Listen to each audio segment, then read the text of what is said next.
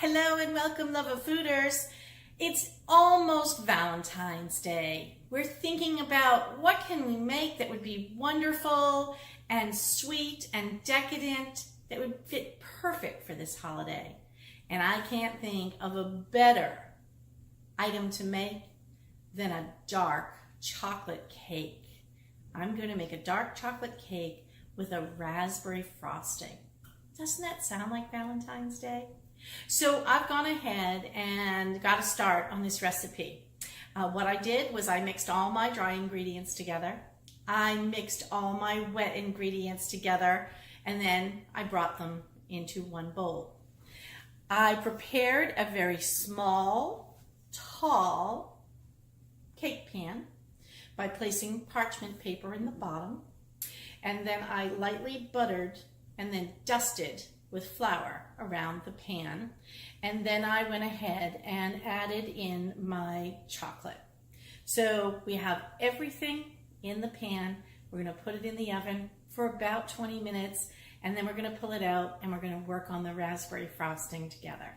All right, we'll be back. All right, love of fooders, I just wanted to let you know, because this was a tall cake, I pulled it at 40 minutes, not 20 minutes, as I previously had talked about.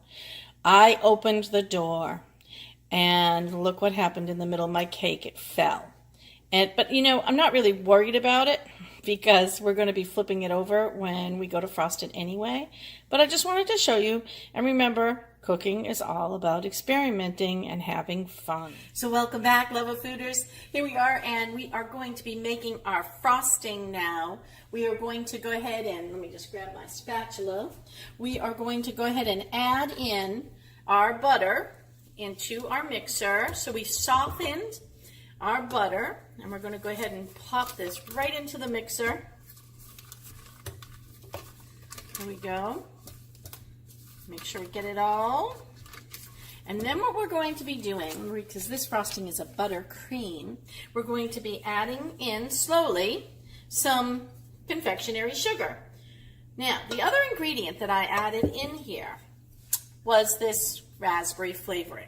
I could have also used some chambord, which also would have been really nice, or we could have pureed some actual raspberries and made a raspberry simple syrup kind of a thing out of it. But I'm going to go this route this time. It's my first time making this cake, and we'll see. If it comes out good, then we'll perfect it. So I'm just going to start with a little bit of confectionery sugar and just mixing this around manually.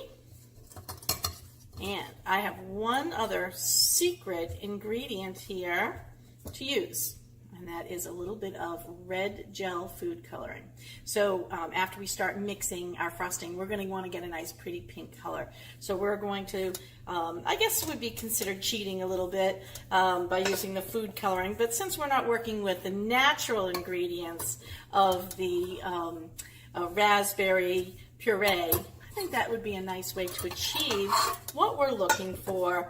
And still, this is a lot better than buying a can of frosting from the store. Since we made our cake from scratch, I'd like to kind of stay in that same genre. All right, so I've got enough in there that I can start to mix. So I'm going to just lower my KitchenAid mixer, lock it in place, and I'm using the whisk, and I'm going to put this on for very slow. Mix my frosting, and we're going to go ahead and fluff this up until we think that that's just the right consistency for frosting. And if it looks a little too wet, we'll add in some more confectionery sugar. So I'm going to stop it for a second just to kind of show you what we've got. This is the consistency that we have right now. It's very sugary, very raspberry. I wouldn't add any more raspberry.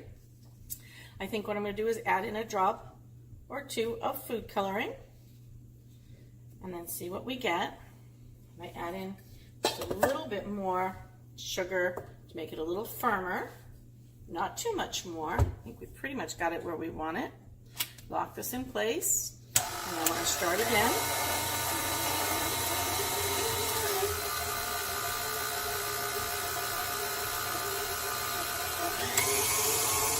Start off slow so that we don't send all the confectionery sugar flying.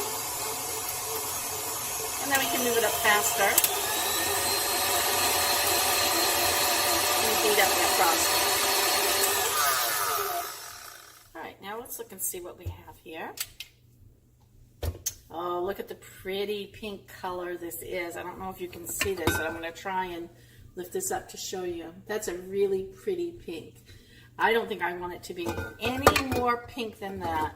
I think I've got the right color. The flavor is delicious too. Nice amount of raspberry.